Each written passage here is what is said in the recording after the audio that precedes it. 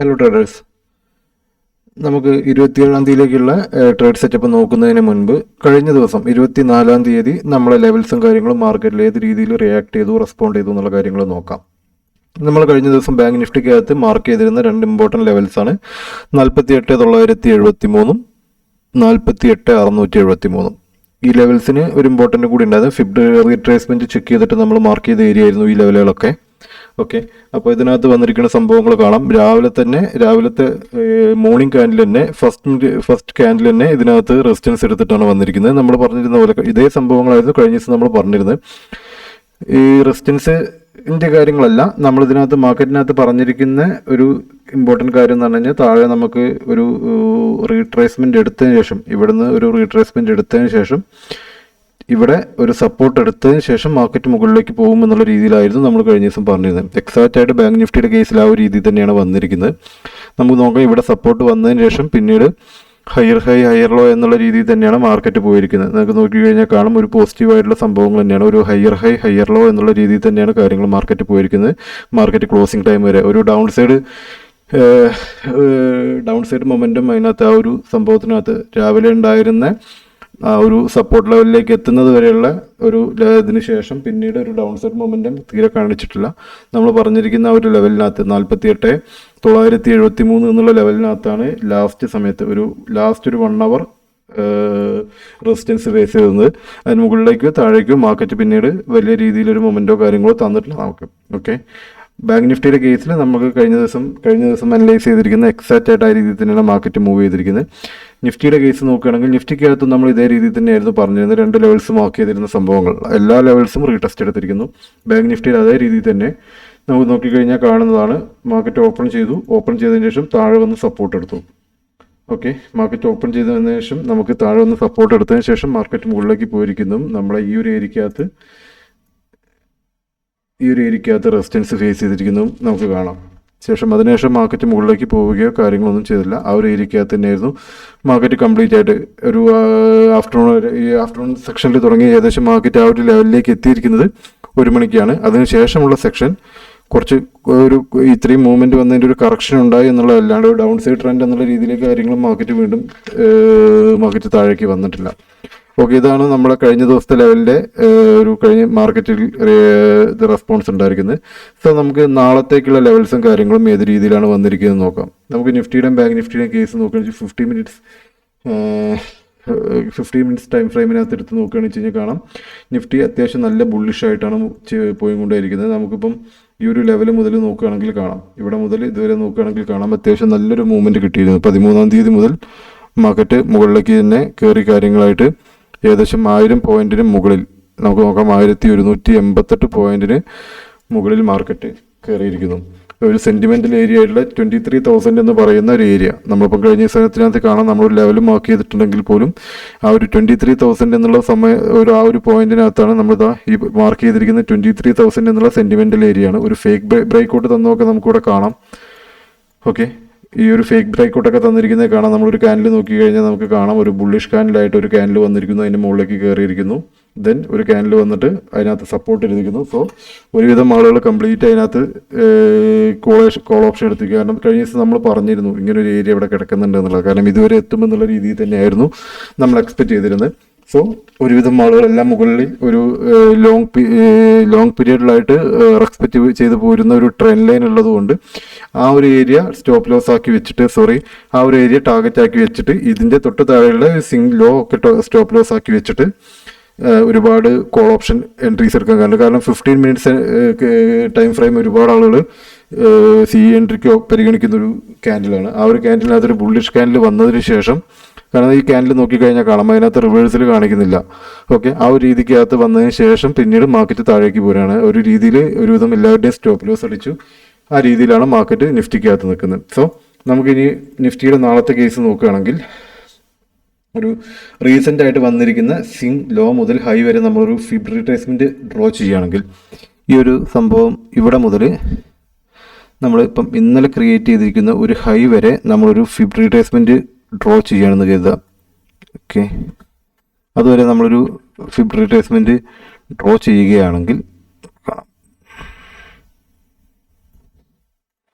അത് നോക്കിക്കഴിഞ്ഞാൽ നമ്മൾ ഈ മാർക്ക് ചെയ്തിരിക്കുന്ന ഏരിയ ഒരു ഇമ്പോർട്ടൻ്റ് ഏരിയ ആയിട്ട് നമുക്കിതിനകത്ത് ചെയ്തേക്കുന്നത് കാണാം. ഓക്കെ, ഇതിപ്പം 0.236 എന്ന് പറയുന്ന 0.236 എന്ന് പറയുന്ന ഒരു ഏരിയ 22,786 നമ്മൾ ഡ്രോ ചെയ്തിരിക്കുന്ന ഒരു ഏരിയ തൊട്ട് താഴെ തന്നെ ഉണ്ട്. കാരണം ഒരു 23,000 എന്നുള്ള ഒരു വളരെയധികം ഇമ്പോർട്ടൻ്റ് ആയിട്ടുള്ള സെൻറ്റിമെൻ്റൽ ഏരിയ ആണ്. സോ അതിന് മുകളിലേക്കൊരു കഴിഞ്ഞ ദിവസം ഒരു ഫേക്ക് ബ്രേക്കൗട്ട് തന്നതിന് ശേഷം മാർക്കറ്റ് താഴേക്ക് വരികയാണ് ഉണ്ടായത്. ഇപ്പം അതിനകത്ത് ഒരു 50 പോയിന്റിൻ്റെ മുകളിലേക്കൊക്കെ ഒരു ഗ്യാപ് ഡൗൺ ഓപ്പണിംഗ് നാളെ കിട്ടുകയാണെങ്കിൽ പോലും ഇതിനകത്തൊരു സപ്പോർട്ട് കിട്ടുന്നുണ്ടെങ്കിൽ പോലും മുകളിലേക്ക് ഒരു സി എൻട്രി എടുക്കുക എന്നുള്ളത് ഹെവി റിസ്ക് ആണ്. കാരണം ഒരു മുകളിൽ സ്റ്റോപ്പ് ലോസ് ഏരിയ എന്ന് പറയുന്ന സംഭവം ഈ ഒരു ഡ്രോ ചെയ്തിരിക്കുന്ന സംഭവങ്ങളാണ്. അവിടേക്ക് എത്തുന്ന ഒരു സംഭവങ്ങളാണ് വെച്ചാലും അപ്രോക്സിമേറ്റ് നമുക്കിപ്പം ഈ ഒരു സംഭവത്തിനകത്ത് നിന്ന് നമുക്ക് ഏകദേശം 100 പോയിന്റോളം ഇപ്പോൾ ഇവിടെ നിന്നാണ് നോക്കുന്നുണ്ടെങ്കിൽ തന്നെ ഒരു 100 പോയിന്റോളം നമുക്ക് എന്തായാലും ഇവിടുന്ന് ടാർഗറ്റ് വെക്കാനുണ്ട്. ഓക്കെ, നോക്കുകയാണെങ്കിൽ ഒരു 110 പോയിന്റോളം നമുക്ക് ടാർഗറ്റ് വരുന്നുണ്ട്.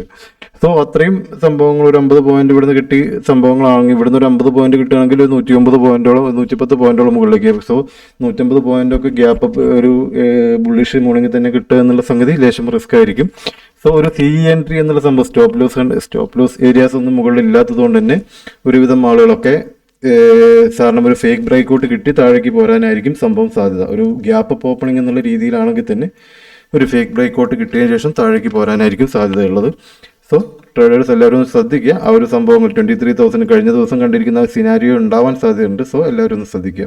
സോ നാളത്തെ ഞാൻ എക്സ്പെക്ട് ചെയ്യുന്ന ഒരു സംഭവങ്ങൾ എന്താണെന്ന് വെച്ച് കഴിഞ്ഞാൽ സംഭവം നമുക്ക് ഇവിടെ ഇതിനകത്ത് എവിടെയെങ്കിലും ഒക്കെയാണ് മാർക്കറ്റ് ഓപ്പൺ ചെയ്യുന്നത്. ഒരു ന്യൂട്രൽ ഓപ്പണിംഗ് ആണ് വരുന്നതെന്നുണ്ടെങ്കിൽ ഒന്ന് മുകളിലേക്കൊക്കെ ഒന്ന് വന്ന് ഈ ഒരു 23,000 ഒരിക്കൽ കൂടി റീടെസ്റ്റ് ചെയ്തതിന് ശേഷം മാർക്കറ്റ് താഴേക്ക് വരാനുള്ള ഒരു സാധ്യതയാണ് ഞാൻ കാണുന്നത്. കാരണം നിഫ്റ്റി അത്യാവശ്യം നമ്മൾ 50 മിനിറ്റ് സ്കാനിൽ എടുത്ത് നോക്കുകയാണെങ്കിൽ അത്യാവശ്യം നല്ല രീതിയിൽ 1,100 നേരത്തെ നമ്മൾ നോക്കി 1,100 പോയിന്റോളം ഇത്രയും ദിവസത്തിനിടയ്ക്ക് നല്ല റാലി നമുക്ക് തന്നു. സോ കുറച്ചൊരു കറക്ഷൻ എക്സ്പെക്റ്റ് ചെയ്യുന്നുണ്ട് നമ്മളതിനകത്ത്. ആ ഒരു രീതിക്കകത്ത് ലേശം ഒരു ഡൗൺവേർഡ് എൻട്രി ആയിരിക്കും ഞാൻ അടുത്ത ദിവസങ്ങളിലേക്ക് ഒരു പി എൻട്രിയാണ് കൂടുതൽ കൺസിഡർ ചെയ്യുന്നത്. അടുത്ത ദിവസത്തേക്കുള്ള ഒരു സംഭവങ്ങൾ കൺസിഡർ ചെയ്യുന്നത്. സോ അങ്ങനെ ഒരു കേസ് വരികയാണെങ്കിൽ ആദ്യത്തെ ടാർഗറ്റ് നമ്മൾ കഴിഞ്ഞ ദിവസം മാർക്കറ്റിനകത്ത് ഇവിടുന്ന് ഒരു റിവേഴ്സൽ ക്യാൻഡിലൊക്കെ നമുക്ക് കിട്ടുകയാണെങ്കിൽ ഈ 23,000 റിവേഴ്സൽ ക്യാൻഡിലൊക്കെ നമുക്ക് കിട്ടുകയാണെങ്കിൽ നമുക്കിതിനകത്ത് ഫസ്റ്റ് ടാർഗറ്റ് 22,895 വെച്ച് ഒരു സംഗതിയാക്കാം. സെക്കൻഡ് ടാർഗറ്റ് ആയിട്ട് വെക്കുന്നത് 22,834 സെക്കൻഡ് ടാർഗറ്റ് ആയിട്ടും തൊട്ട് താഴെയുള്ള 236 ഒരു ഇമ്പോർട്ടൻറ്റ് ലെവലാണ്. ഫിബ് റിട്രേസ്മെന്റിനകത്തുള്ള 236 എന്ന് പറയുന്ന സാധനം ഒരു ഇമ്പോർട്ടൻറ്റ് ലെവലാണ്. ആ ഒരു രീതിയിലൊരു സംഭവം വരുന്നുണ്ട്. നമ്മൾ അതിൻ്റെ കൂടാതെ നമ്മളൊരു പാറ്റേൺ ഡ്രോ ചെയ്യുകയാണെങ്കിൽ ഈ ഒരു സംഭവത്തിനകത്ത് നമ്മൾ പാറ്റേൺ ഡ്രോ ചെയ്യുകയാണെങ്കിൽ നമുക്കൊരു ഇമ്പോർട്ടൻ്റ് ആയിട്ടുള്ള പാറ്റേൺ നമുക്ക് അതിനകത്ത് കാണാം.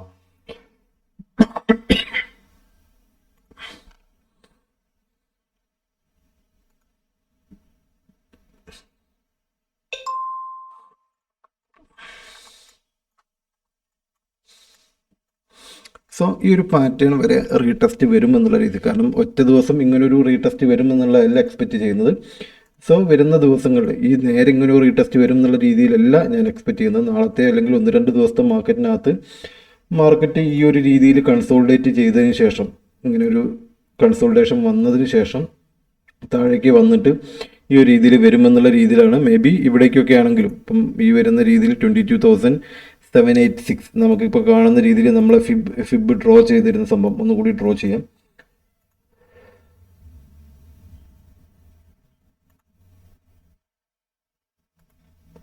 ഇതിനകത്ത് ഒരു ഫിബ് റേറ്റ് ഇതിനകത്ത് വന്നിരിക്കുന്ന ഒരു സംഭവമുണ്ട് 0.236 എന്ന് പറയുന്ന ഒരു ഏരിയ.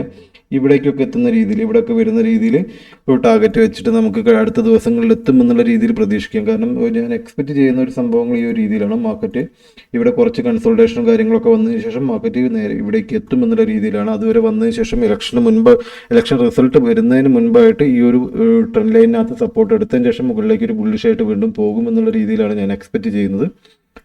സോ നമുക്ക് അടുത്ത ദിവസത്തെ മാർക്കറ്റിനകത്ത് നിഫ്റ്റി ഈ ഒരു രീതിയിലാണ് സംഭവം. ഒരു സി എൻട്രി എന്നുള്ള രീതിയിൽ ഞാൻ കൺസിഡർ ചെയ്യുന്നില്ല.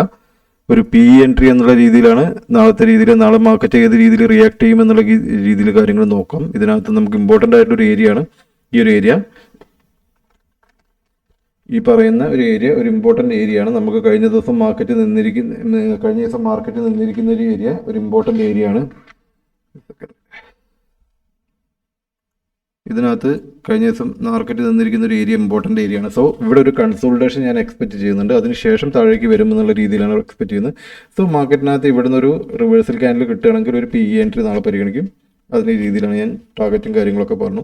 ഇനി ബാങ്ക് നിഫ്റ്റിയുടെ കേസ് നോക്കുകയാണെങ്കിൽ, ബാങ്ക് നിഫ്റ്റിയുടെ കേസിൽ നമ്മൾ നോക്കുകയാണെങ്കിൽ ഒരു ട്രെൻഡ് ലൈൻ ബാങ്ക് നിഫ്റ്റിക്കകത്ത് കാണാം. റീസെൻ്റ് ആയിട്ട് കഴിഞ്ഞ ദിവസങ്ങളിൽ ക്രിയേറ്റ് ചെയ്തിരിക്കുന്ന ഒരു ട്രെൻഡ് ലൈൻ നമുക്ക് ബാങ്ക് നിഫ്റ്റിക്കകത്ത് കാണാം.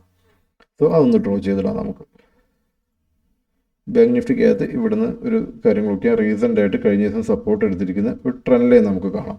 സോ ഇതൊരു സപ്പോർട്ടായിട്ട് കഴിഞ്ഞ ദിവസങ്ങളിൽ ആക്ട് ചെയ്യുന്നുണ്ട്. ഇതൊരു ഇമ്പോർട്ടൻറ്റ് ഏരിയ ആയിട്ട് തന്നെയാണ് നമ്മൾ കാണുന്നത്. ബാങ്ക് നിഫ്റ്റിയുടെ കേസ് നോക്കുകയാണെങ്കിൽ നിഫ്റ്റിക്കകത്ത് വന്നിരിക്കുന്ന അത്രയും ഒരു മൊമെൻറ്റം നമുക്ക് കഴിഞ്ഞ ദിവസം നല്ല രീതിയിലൊരു മൊമെൻറ്റം ഇവിടുന്ന് കിട്ടിയെന്നുണ്ടെങ്കിൽ പോലും ബാങ്ക് നിഫ്റ്റിയുടെ കേസ് നോക്കുന്ന സമയത്ത് നമുക്ക് നിഫ്റ്റിക്കകത്ത് കിട്ടിയ അത്രയും മൊമെൻറ്റം നമുക്ക് കിട്ടിയിട്ടില്ല. നമ്മൾ ഈ ഒരു സംഭവം നമുക്ക് ഇതാക്കി നോക്കാം. നമ്മൾ രണ്ട് രീതിയിലൊന്ന് ഫിബ് റിട്രേസ്മെൻ്റ് ഒന്ന് ചെക്ക് ചെയ്യാം. ഒരു സെക്കൻഡ്.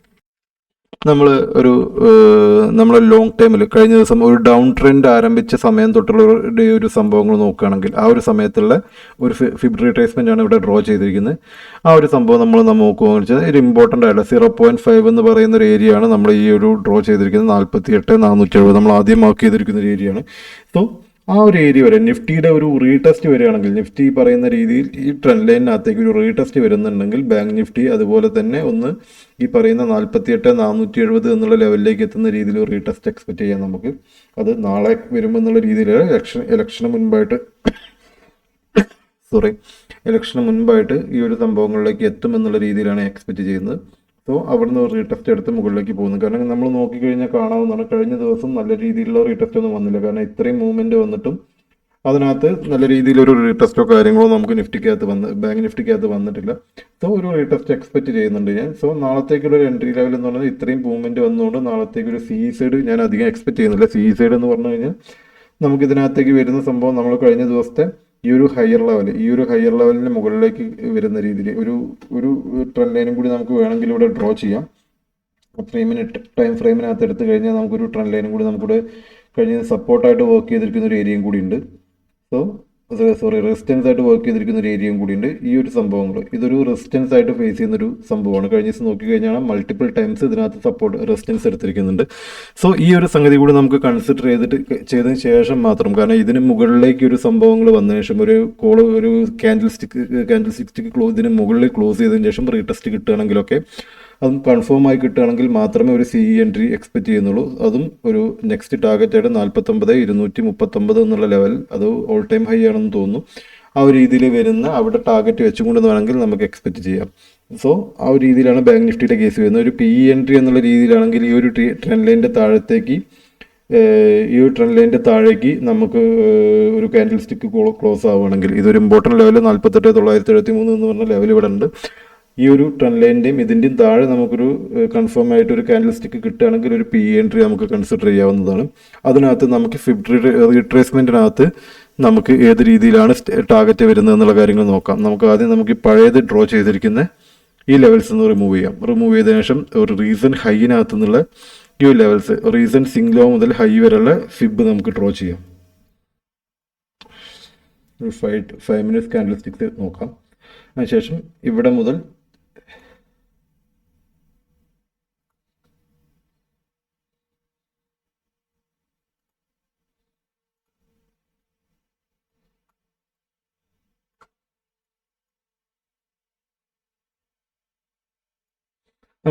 ഇതിൻ്റെ താഴേക്ക് നമ്മളൊരു എൻട്രി ഒരു എൻട്രി എന്നുള്ള രീതിയിലാണ് നോക്കുന്നതെങ്കിൽ എൻട്രി എടുക്കാൻ വേണ്ടി 3 മിനിറ്റ്സ് ക്യാൻഡിലാണ് ഞാൻ നോക്കുന്നത്. സോ നമുക്ക് ഇമ്പോർട്ടൻറ്റ് ലെവൽസ് ഒക്കെ നോക്കാം. നമ്മൾ കഴിഞ്ഞ ദിവസം മാർക്ക് ചെയ്തിരിക്കാൻ 236 എന്ന് പറയുന്ന സംഭവം വരുന്നത് 48,673 236 വരുന്നത്. സോ ഇതിന് താഴത്തേക്ക് ഒരു ക്ലോസിംഗ് കിട്ടുകയാണെന്നുണ്ടെങ്കിൽ, ഒരു ക്യാൻഡിൽ എൻട്രിക്ക് കിട്ടുകയാണെന്നുണ്ടെങ്കിൽ 48,673 ഫസ്റ്റ് ടാർഗറ്റ് വെച്ചിട്ട് നമുക്ക് എൻട്രിയിലേക്ക് ഒരു എൻട്രി ഞാൻ എടുക്കുന്നതാണ്. ആ രീതിയിലായിരിക്കും നാളത്തേക്കുള്ള സംഭവങ്ങൾ. ബാക്കിയുള്ള സംഭവങ്ങൾ നാളത്തെ മാർക്കറ്റിനകത്തുള്ള സംഭവങ്ങൾ നോക്കി കാര്യങ്ങളാക്കാം. നമുക്ക് ഓപ്ഷൻ ചെയിനും കൂടി ഒന്ന് ചെക്ക് ചെയ്യാം. ഓപ്ഷൻ ചെയിനകത്ത് ഇമ്പോർട്ടൻറ്റ് സപ്പോർട്ട് റെസിസ്റ്റൻസ് ആയിട്ട് ഏതാണ് മാർക്ക് ചെയ്യുന്നത് എന്നുള്ള കാര്യങ്ങൾ നോക്കാം. നിഫ്റ്റിയുടെ കേസ് നോക്കുകയാണെങ്കിൽ ഏറ്റവും കൂടുതൽ കോൾ റേറ്റേഴ്സ് നിൽക്കുന്നത് 23,000. സോ അതൊരു ഇമ്പോർട്ടൻറ്റ് റെസിസ്റ്റൻസ് ആയിട്ട് തന്നെയാണ് വർക്ക് ചെയ്യുന്നത്. ഏറ്റവും കൂടുതൽ കോൾ റേറ്റേഴ്സ് ആയിട്ട് വരുന്നത് 23, അതിന് ശേഷമുള്ളതൊക്കെ അതിൻ്റെ വളരെ കുറച്ച്, അതിൻ്റെ പകുതിയെ ആ രീതിയിലൊക്കെ വരുന്നുള്ളൂ. 23ൻ്റെ മുകളിലേക്കുള്ള സംഗതി 23,050 ആണെങ്കിലും അതിൻ്റെ പകുതി പോലും വരുന്നില്ല. 23,100 എന്നുള്ള രീതിയിൽ changes in change in O I നോക്കുകയാണെങ്കിലും ആ രീതിയിൽ നിന്ന് ഏറ്റവും കൂടുതൽ വരുന്നത് 23,000 ആണ്. പുട്ട് റൈറ്റേഴ്സിൻ്റെ കേസ് നോക്കുകയാണെങ്കിലും പുട്ട് റൈറ്റേഴ്സിൻ്റെ കേസിൽ ഏറ്റവും കൂടുതൽ വരുന്നത് 23,000 എന്നുള്ള രീതിയിൽ തന്നെയാണ് പുട്ട് റൈറ്റേഴ്സിൻ്റെ സംഗതി കൂടെ. അതിന് മുകളിലേക്ക് പുട്ട് റൈറ്റേഴ്സ് ആരും വളരെ കുറഞ്ഞ രീതിയിലുള്ളൂ. അത് നോക്കുകയാണെങ്കിൽ നമുക്ക് കാണാവുന്നതാണ്. പുട്ട് റൈറ്റേഴ്സ് 23,000 മുകളിലേക്കുള്ള കേസുകൾ പുട്ട് റൈറ്റേഴ്സിൻ്റെ സംഭവം നോക്കുകയാണെങ്കിൽ വളരെ കുറവാണ് സംഗതി വരുന്നത്. സോ പുട്ട് റൈറ്റേഴ്സ് ആണ് നമുക്ക് മാർക്കറ്റ് മുകളിലേക്ക് പോകുന്ന കാര്യങ്ങളും സംഭവങ്ങളും പുട്ട് റൈറ്റേഴ്സ് കൂടുന്ന സമയത്താണ് നമുക്ക് വരിക. സോ മുകളിലേക്കുള്ള ഒരു സംഭവം ആഫ്റ്റർ നമ്മളെ ഓപ്ഷൻ ചെയിൻ പ്രകാരം പുട്ട് റൈറ്റേഴ്സ് വളരെ കുറവാണ്, കോൾ റൈറ്റേഴ്സ് ആണ് വരുന്നത്. സോ താഴേക്കുള്ള ഒരു സംഭവം തന്നെയാണ് നമ്മൾ നിഫ്റ്റിയുടെ ഓപ്ഷൻ ചെയിനും പറയുന്നത്.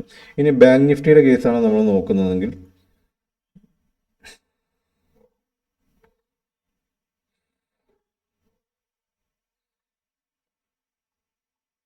ബാങ്ക് നിഫ്റ്റിയുടെ കേസ് നോക്കുകയാണെങ്കിൽ പുട്ട് റൈറ്റേഴ്സ് കോൾ റൈറ്റേഴ്സ് ഏറ്റവും കൂടുതലുള്ളത് 49,000 കോൾ റൈറ്റേഴ്സ് ഏറ്റവും കൂടുതലുള്ളത്. സോ 49,000 ആയി വരുന്ന സമയത്ത് കോൾ റേറ്റേഴ്സ് ഏറ്റവും കൂടുതൽ 49,000 എന്ന് പറയുന്ന സമയത്ത് നമുക്ക് കഴിഞ്ഞ ദിവസം റെസിസ്റ്റൻസ് വന്നിരിക്കുന്ന ആ ഒരു ഏരിയ തന്നെയാണ് വരുന്നത്.